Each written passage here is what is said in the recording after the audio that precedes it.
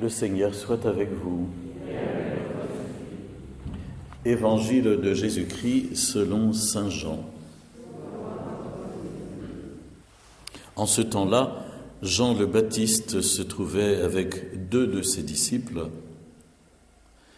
Posant son regard sur Jésus qui allait et venait, il dit « Voici l'agneau de Dieu ». Les 2 disciples entendirent ce qu'il disait et ils suivirent Jésus.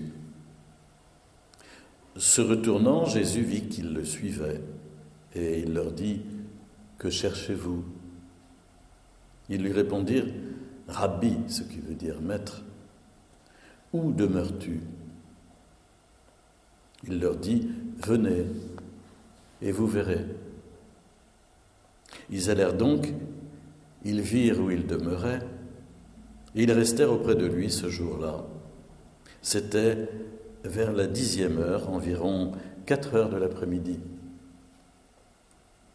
André, le frère de Simon-Pierre, était l'un des 2 disciples qui avaient entendu la parole de Jean et qui avaient suivi Jésus. Il trouve d'abord Simon, son propre frère, et il lui dit « Nous avons trouvé le Messie », ce qui veut dire le Christ.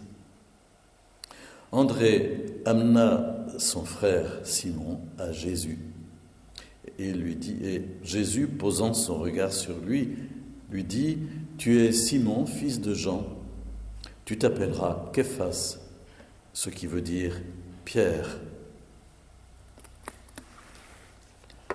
Acclamons la parole de Dieu.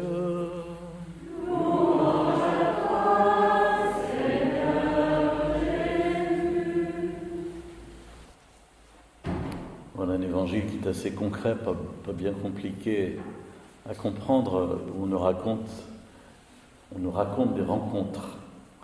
Et la façon dont Jean-Baptiste a envoyé 2 de ceux qui étaient proches de lui, dont André, nous dit-on, et sans doute aussi Jean, celui qui rapporte l'événement dans son évangile, il les a envoyés à Jésus, en leur disant « Voici l'agneau de Dieu ». Je ne sais pas très bien s'ils ont compris ce que voulait dire « Voici l'agneau de Dieu », à quoi cela faisait référence.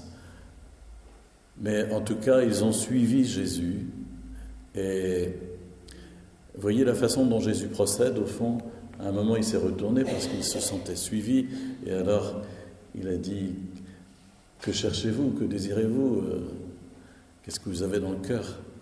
Et ils ont répondu « Où demeures-tu » C'est pas tellement qu'ils voulaient savoir l'adresse postale ou l'adresse mail ou le numéro de mobile de Jésus, mais voilà, où demeures-tu? Quelle est ta théologie? Qu'est-ce que tu dis sur Dieu? Parce que des gens qui se prétendent prophètes, il y en a, donc il faut quand même regarder de près pour savoir. Et Jésus va répondre de façon suffisamment floue pour les remettre en appétit, en leur disant « Eh bien, venez et vous verrez.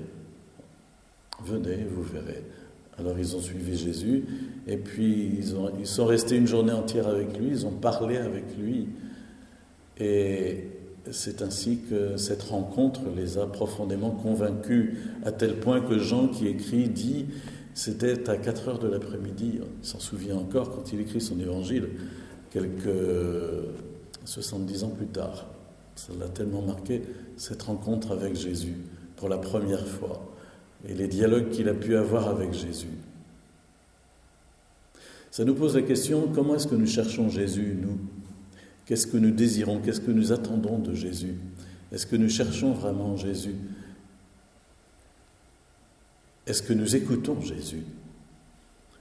Vous avez entendu la première lecture, la façon dont le petit Samuel se fait approcher par Dieu, se fait approcher par Dieu qui lui dit, qu'il l'appelle Samuel, Samuel. Et celui-ci qui croit être appelé par le prêtre du sanctuaire répond « Me voici ». Mais après ça, il faudra bien qu'il se rende compte que ce n'est pas le prêtre du sanctuaire qui l'appelle, mais c'est Dieu qui lui fait signe. Est-ce que nous sommes suffisamment à l'écoute pour entendre Dieu qui nous fait signe? On est tellement habitué à vivre dans le bruit. Hier soir, j'étais frappé à 18h, plus un bruit dans la rue. Pour un samedi, c'est pas tout à fait normal. Est-ce que nous sommes disponibles pour nous mettre en silence et être à l'écoute? On est tellement habitué à parler, à être dans le bruit, à mettre la radio, la télé, à nous laisser laver le cerveau. En ce moment, ça va très fort. On ne demande que des piqûres, que des vaccins, et voilà, et on raconte ça à longueur de journée. Et même quand on vient à l'église, aujourd'hui, par exemple, il y a une sépulture, les gens jacassent avant la sépulture, en attendant, ils jacassent entre eux. Il n'y en a pas un qui est en prière, en silence, tous en train de jacasser, ça c'est fort. Quand j'arrive, moi, juste avant pour faire les funérailles, je suis absolument frappé par le bruit de fond qu'il y a dans l'église à ce moment-là. On a perdu complètement l'habitude du silence, l'habitude de l'écoute de Dieu, même dans une église. Alors, est-ce qu'on est capable de le faire un peu chez soi? D'essayer de prier. Prier, ça veut dire d'abord écouter, et non pas d'abord dire des choses à Dieu. Il sait très bien ce dont on a besoin. D'abord l'écouter. Est-ce que nous sommes capables de prendre du temps pour l'écouter dans sa parole, par exemple en lisant la Bible, en lisant l'Évangile? Et vous savez, il y a des tas de choses au fond qui sont très importantes et très intéressantes qu'on peut lire dans les Évangiles et dans les lettres des apôtres.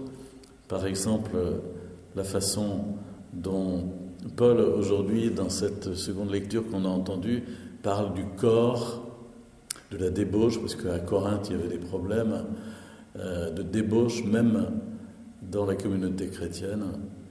Et évidemment, dans la ville de Corinthe, à tel point qu'on disait, pour certaines mœurs, vivre à la corinthienne, ce qui voulait en dire assez long.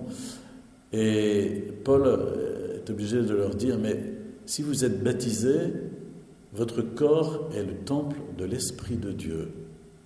Et donc, vous ne pouvez pas faire n'importe quoi avec votre corps. Votre corps est le temple de l'Esprit de Dieu. C'est beau comme perspective. Votre corps est un sanctuaire de l'Esprit Saint, lui qui est en vous et que vous avez reçu de Dieu. Vous ne vous appartenez plus à vous-même, car vous avez été acheté à grand prix. Rendez gloire à Dieu dans votre corps. Voilà quelque chose qu'on peut lire et qui peut nous servir dans la vie de tous les jours. Aujourd'hui, les mœurs sont tellement dissolues qu'on a besoin de réentendre cette perspective qui est à proprement parler la perspective chrétienne.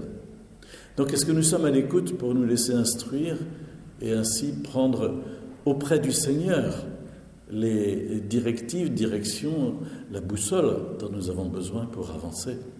Ou est-ce que nous nous laissons aller au fil de l'eau, comme tout le monde, en faisant ce qui se fait aujourd'hui? On ne peut pas, en tant que chrétien, c'est auprès du Seigneur que nous avons à prendre la lumière pour vivre.